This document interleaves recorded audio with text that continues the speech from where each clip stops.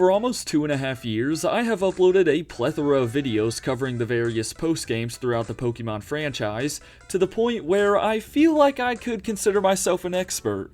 Okay, maybe I'm getting ahead of myself. But I figured it was about time to take my talents elsewhere because, quite obviously, Pokemon isn't the only line of video games to feature post-game content, as another prominent one is good old Mario. While not every game in this collection features stuff to do after the credits roll, the 3D Mario games tend to deliver. And that's no exception when it comes to one of the more overlooked 3D renditions, Super Mario 3D Land, which debuted in 2011 on the 3DS. Upon defeating Bowser for the final time, 8 new worlds can be accessed with their own set of levels. However, are all of these levels entirely new? And can a Mario postgame even compare to some of the best from the Pokemon series? Well, make sure to hit that sub button as it really does help out the channel, and without further ado, it's time to actually play through the postgame of Super Mario 3D Land. Now, for those that aren't too familiar with the story of 3D Land, it's not much different from most other Mario games, with Peach getting kidnapped by Bowser, while Mario has to traverse through 8 unique worlds in order to save her. Many of them feature an airship level at the end, where you gotta defeat Boom Boom or Pom Pom.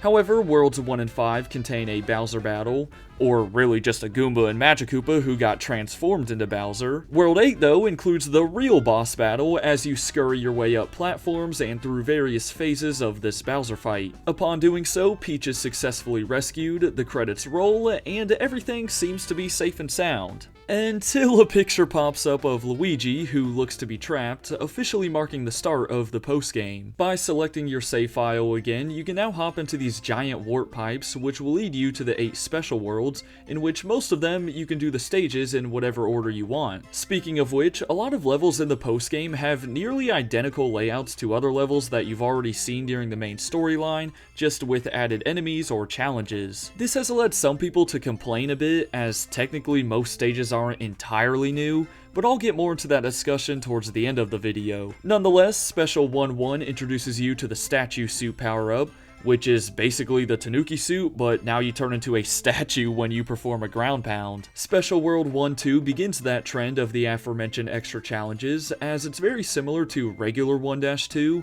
but now there's a cosmic clone that follows you around. Because many of the levels are so similar to the regular stages, I won't go into detail with every single one of them, but I will cover ones that haven't been seen, such as 1-3 for instance. It's really neat, as you get to fire yourself out of cannons and land on a variety of 8-bit pixel platforms, and overall it's a pretty easy level, which you'll wish you could have more of by the time you reach Special Worlds 7 and 8. 1-4 contains the first sighting of the Poison Mushroom, which is not a power-up, as it'll instead take away your current enhancement or even knock you out. The Bowser stage in Special World 1 is blocked until you possess 110 star medals, and come to find out, this is a common feature within the postgame. Anyways, there's a time limit requiring you to continuously gather the clocks while you head towards the flagpole. But you'll also encounter Dry Bowser, who is standing in the way of you and Luigi. Unfortunately though, he can be defeated just as simply as Bowser in the regular castles. By the way, can someone let me know, is Dry Bowser a whole new character?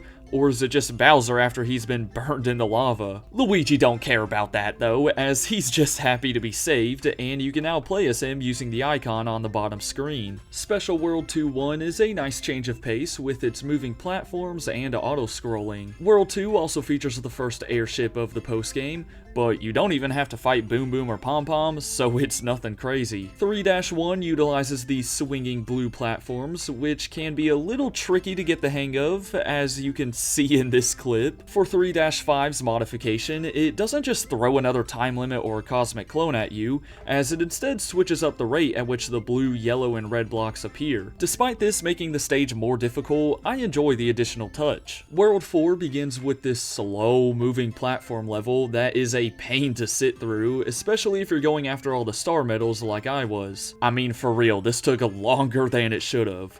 4-5 is more or less a speed run, as you can't spend too much time on the broken platforms. Once again though, I'm a fan of it since it's unique compared to the other regular repeated stages. World 4's airship does include a Boom Boom and Pom Pom fight, which take place on retracting spikes and falling platforms respectively. In the few amount of these mini boss battles during the postgame, there's similar things that try to make them more challenging, but I don't know, I've never struggled with Boom Boom or Pom Pom. World 5 gets going with a mix between those red and blue platforms that flip upon jumping and a bunch of boos. The only other thing of note here is the castle stage, which still involves taking down Dry Bowser, but he's not even guarding anything or holding anyone captive. So what's the point of this, man? World 6 doesn't have anything too exciting aside from another face-off with Boom Boom. This time around, he leaves a trail of fire, but the worst part about this stage is that there's one more tough section afterwards with no checkpoint. So if you fall here, you gotta do all that over again. Special World 7 also doesn't contain any completely new sections, but I suppose the airship is kind of hard, as these rotating platforms move way too fast. It also plays home to another castle level, where you have a time limit and Cosmic Clone. Yay, it's the best of both worlds! Man, I'm getting sick of these. But at last, you've got Special World 8. Every level here has to be unlocked with a certain amount of star medals, with the final couple requiring you to have nearly every star medal in the game. As you can expect, the stages are nowhere close to being easy, and there's even 2 separate castles. The latter of which has you running into Dry Bowser one final time, so he can finally stop bothering us for literally no reason. With him gone, you'll witness another cutscene of Toads finding a picture of Peach trapped by Bowser, hinting at the fact that you should complete the final Bowser level once again.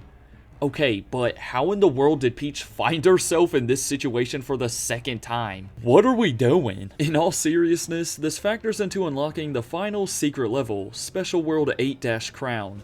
In order to make it appear, you need to have all 5 stars on your profile. This not only requires you to beat the main storyline, but also get a gold flag on all the flagpoles, collect every star medal, play through Bowser's Lair for a second time, and complete every single level again using Luigi. Personally, I think that last one is pointless, but either way, 8-Crown is meant to be one of the hardest stages out of any Mario game. Think of the perfect run from Super Mario Galaxy 2. There's no checkpoints or power-ups, but there is a whole lot of enemies, tough jumps to make, and even a showdown with Boom Boom and Pom Pom at the same time. But through trial and error, you'll eventually arrive at the end, which includes a nice thank you message, marking the end to the post-game of Super Mario 3D Land. Overall, I think this postgame is relatively solid. Sure, it may get repetitive with the constant cosmic clones and time limits, but if anything, at least it's making for a challenge, so I don't really have any issues with it like some other people seem to have. I feel like the postgame is definitely geared more towards hardcore players, as let's be honest, but the levels throughout the main storyline aren't all that tough. Anyways, I hope y'all enjoyed this video just as much as I did making it. If you want to support the channel further, consider becoming a member, as you get some cool perks like videos early and receiving a shout out on the outro screen. For now though, have a great rest of your day, and until next time, deuces.